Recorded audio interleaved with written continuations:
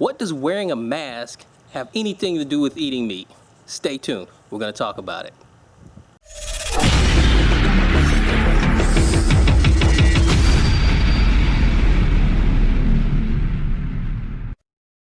All right, so I'm seeing a lot of people out in public now not wearing a face mask, not wearing one of these, and I'm hearing lots of different arguments as to why. There are people who believe that it is their right to not wear a mask when they enter a public place, and there's a lot of good reasons for them to think that. However, what should the Christian do? What should the Christian's response be to wearing a mask? I want to take you to a section of scripture in 1 Corinthians chapter 8. I have it here on my phone, and I'm going to read you some excerpts. Paul is being asked a question by members of the church of Corinth, and this is what he says. He says in 1 Corinthians chapter 8, verse 1, "Now about food sacrificed to idols, we know that we all possess knowledge.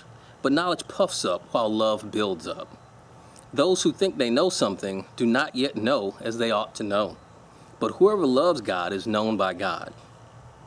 So then, about eating food sacrificed to idols, we know that an idol is nothing at all in the world, and that there is no God but one.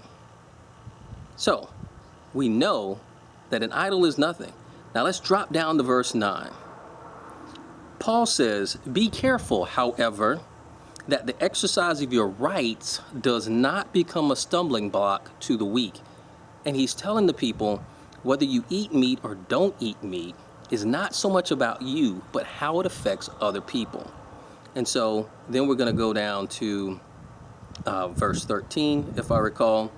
He says, "Therefore, if what I eat causes my brother or sister to fall into sin, I will never eat meat again, so that I will not cause them to fail." So Christian, I want you to consider this. If you're wearing a mask can in any way protect someone else, you should do it. If you're not wearing a mask could be offensive to someone in any way, then you should wear the mask.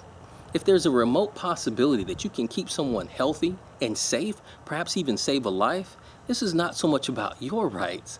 This is about the well-being of others. That's what we're called to do as Christians. We're called to love others. Matter of fact, baby girl, can you hand me that, please? Thank you so much, sweet girl. Jesus says, "A new command I give you, love one another as I have loved you, so you must love one another. By this, everyone will know that you are my disciples if you love one another." That's coming from John chapter 13.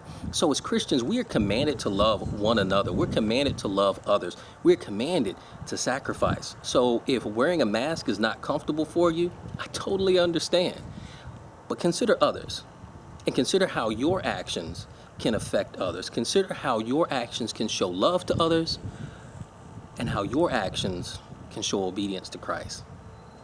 Thanks for watching.